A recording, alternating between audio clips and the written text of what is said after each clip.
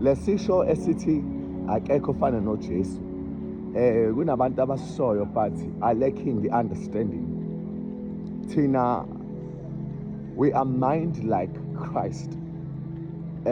Uma senza intando kaNkulunkulu sinomqondo kaJesu, sinomoya kaJesu, thina esilandela ipurpose yakhe.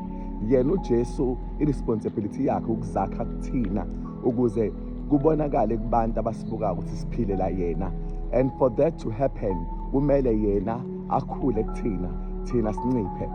So mekuthiwa akekho ofana noJesu, sekukhuluma manje ngemisebenzi ebabazisayo uNkulunkulu ayenzayo kumuntu amlandelayo.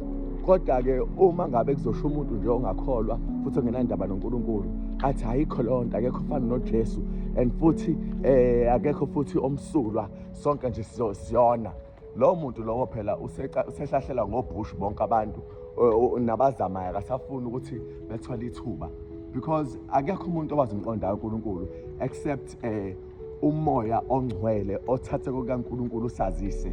So long as the Holy Spirit is within you, it's a sign ukuthi uNkulunkulu is giving you enough opportunities for you ukuthi uyibonakalise kuyena ukuthi are you worthy ukuthi ube umlandeli wakhe or not.